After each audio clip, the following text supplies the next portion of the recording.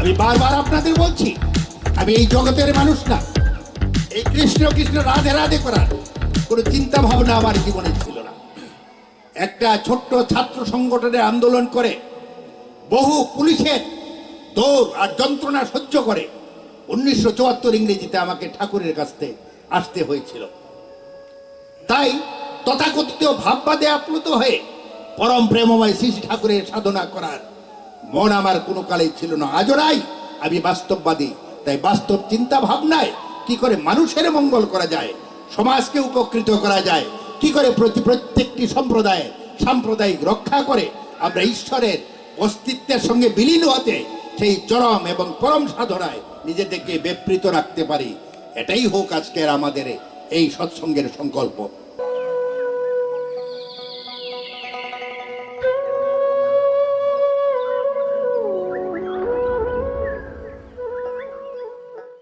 যুগপুরুষোত্তম পরম দয়াল পরম প্রেমময় শ্রী শ্রী ঠাকুর আমার, জগৎ জননী শ্রী শ্রী বর্মা, পরম পূজ্যবাদ শ্রী শ্রী বরদা, আচার্যদেবের শ্রীচরণে প্রণাম জানাই। আজকে কেন জানি এখানে বসে যে কীর্তন পরিবেশন হচ্ছিল, মনে হয় একটা অন্য জগতে মনটা চলে গিয়েছিল। যদিও ভাববাদের জোয়ারে আমি নিজেকে ভাষাতে অনভ্যস্ত, তবে কেন জানি নিজেকে ধরে রাখতে পারিনি। এই গানগুলো আমাদের মনে এমন একটা প্রচন্ড পরিবর্তন এনে দেয়। পরম প্রেমময় শ্রী শ্রী ঠাকুর বলতেন, সঙ্গীতে মন সহজে তৈরি হয়।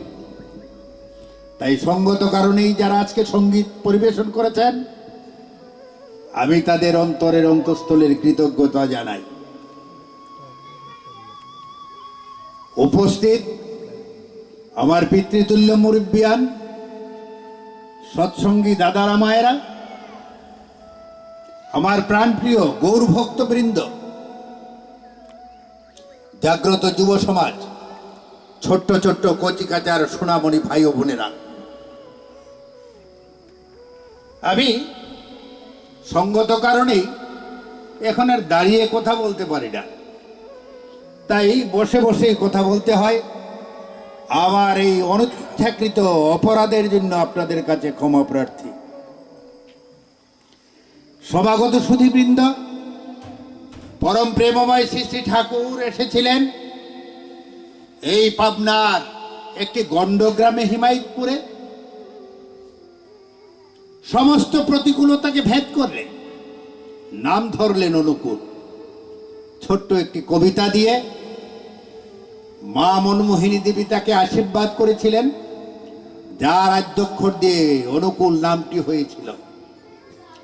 অকুলে পড়িলে দিনহীন জনে নয় শীত কহিও কথা,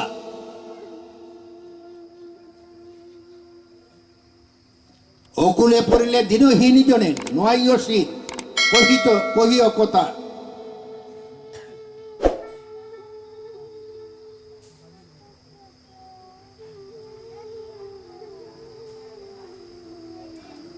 প্রাণ দিয়ে তার সেধ প্রাণে প্রাণে, লক্ষ্য করি তার নাসীয় ব্যথা। যার আদ্যক্ষর দিয়ে অনুকূল নামটি হয়েছিল। আজকে সময় কম, তাই সংক্ষেপে আপনাদের বলছি, দীর্ঘ জীবনের এই ভগবতী জীবনের পরম প্রেমময় শ্রী শ্রী ঠাকুরের যে অসাম্প্রদায়িক আন্দোলনের ইতিহাস সবারই জানা, এটা নতুন করে বলার অপেক্ষা রাখে না। সমাগত সুধীবৃন্দ, যুগে যুগে যে সমস্ত যুগাবতার নরবিগ্রহ ধারণ করে এই মর্তের মাটিতে নেমে আসেন, আমরা যারা অনুকূলীয় ভাবনায় ভাবিত, আমরা গভীরভাবে বিশ্বাস করি পরম প্রেমময় শ্রী শ্রী ঠাকুর অনুকূল চন্দ্র ঠিক তাদেরই একজন। ঠাকুর এসেছিলেন, তিনি সর্বধর্ম সমন্বয়ের জন্য এসেছিলেন। তার নিজের কথা অন্যের কাছে চাপিয়ে দেওয়ার জন্য আসেন নাই। তাই তো ঠাকুর বললেন, বুদ্ধ ইচ্ছায় বিভেদ করিস, শ্রী চৈতন্য রসুদুর কৃষ্ণে জীবোদ্ধারে আবির্ভূত হন, একই ওরা তাও জানিস না। ঠাকুর বললেন ভাষাভেদে প্রভেদ যেমন জল পানি আর ওয়াটারে, তেমনি প্রভেদ ঠিকই জানিস অবতার প্রফেট আর পয়গম্বরে। এই হচ্ছে ঠাকুরের কথা। তাই লক্ষ্য করে দেখেছি ঠাকুরের কাছে এসেছে হিন্দু, মুসলমান, বৌদ্ধ, খ্রিস্টান সবাই। একজন মুসলমান ভাই যদি তার কাছে এসেছে, ও ঠাকুর আমি কি করব? ঠাকুর বললেন তুই রোজা, নামাজ, হজ, যাকাত, কলেমা করে একজন খাঁটি মুসলমান হ। ঠাকুর বললেন একজন খাঁটি মুসলমানের সঙ্গে একজন খাঁটি হিন্দুর কোনো তফাৎ নাই। শ্রদ্ধেয় দাদা ও মায়েরা, ভাবতে অবাক লাগে আমার পূর্ববর্তী বক্তা শ্রদ্ধেয় গোস্বামীদা আমাদের এই বাংলাদেশে 2.5 কোটির উপস্থিতির কথা বললেন। আমি একটি মিরপুরে উৎসব করে এসেছি হবিগঞ্জের, যেখানে হাজার হাজার গুরু ভাইরা হয়েছিল, জাতি ধর্ম বর্ণ নির্বিশেষে। অনেক মুসলমান ভাইরা এসেছিলেন, অনেক রাজনৈতিক ব্যক্তিত্ববর্গ এসেছিলেন। এসে ঠাকুরের কথা বলতে আর শুনতে এসেছিলেন। আমি পূজা উদযাপন পরিষদের সভাপতি যিনি সেই এলাকার, আমার যদি ভুল না হয়ে থাকে তার দীর্ঘ বক্তব্যে একটা বিশাল ক্ষোভের কথা শুনেছি। যে বাংলাদেশ স্বাধীন হয়েছিল 1971-এ, যেখানে জাতি ধর্ম বর্ণ নির্বিশেষে মানুষের রক্ত দিয়ে আর অনেক মা বোনের ইজ্জতের বিনিময়ে এই দেশের আমরা স্বাধীনতা পেয়েছিলাম। ভাবতে অবাক লাগে, আজকেও 2023 সালে দাঁড়িয়ে বলছি, আজকেও কালী পূজা, দুর্গা পূজা, বিভিন্ন অনুষ্ঠান করতে গিয়ে আমাদের পুলিশ প্রহরায় থেকে থেকে আমাদের ধর্ম পালন করতে হয়। তারপরেও আমরা অধিকারের কথা বলি।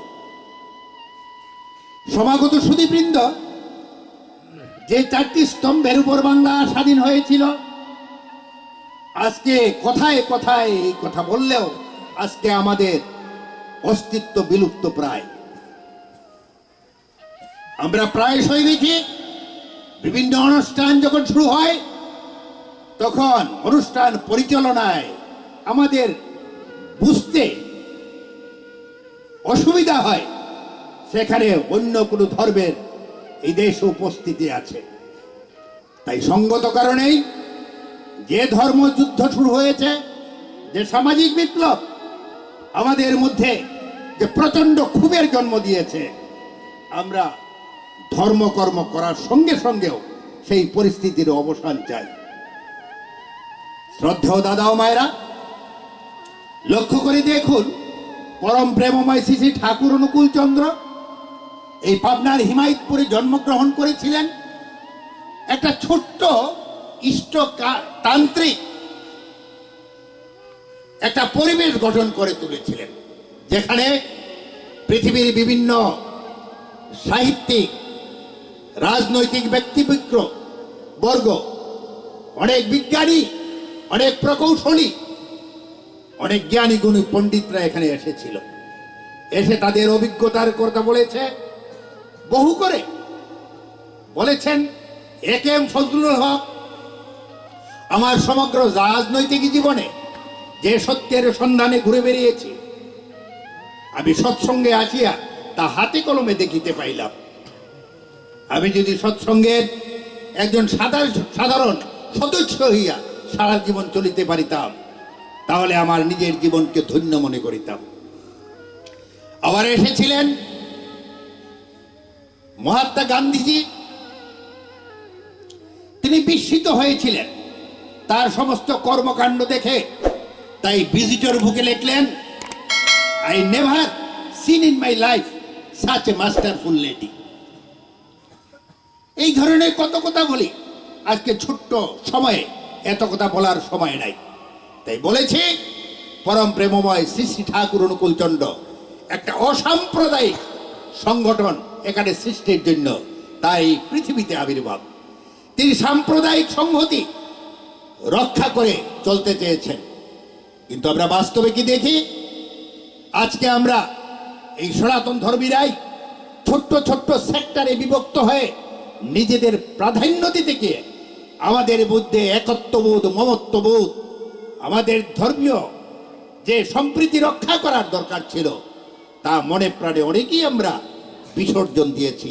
যদিও বলার খাতিরে একবারে যন্ত্রের মতোই ধর্মসভায় বলে এটার সপক্ষে বক্তব্য রাখতে হয়।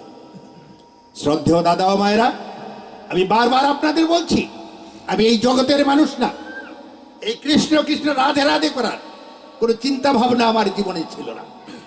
একটা ছোট্ট ছাত্র সংগঠনের আন্দোলন করে বহু পুলিশের দৌড় আর যন্ত্রণা সহ্য করে 1974 ইংরেজিতে আমাকে ঠাকুরের কাছে আসতে হয়েছিল।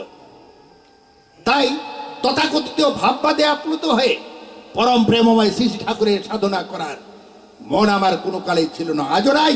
আমি বাস্তববাদী, তাই বাস্তব চিন্তা ভাবনায় কি করে মানুষের মঙ্গল করা যায়, সমাজকে উপকৃত করা যায়, কি করে প্রত্যেকটি সম্প্রদায়ের সাম্প্রদায়িক রক্ষা করে আমরা ঈশ্বরের অস্তিত্বের সঙ্গে বিলীন হতে সেই চরম এবং পরম সাধনায় নিজেদেরকে ব্যাপৃত রাখতে পারি, এটাই হোক আজকের আমাদের এই সৎসঙ্গের সংকল্প।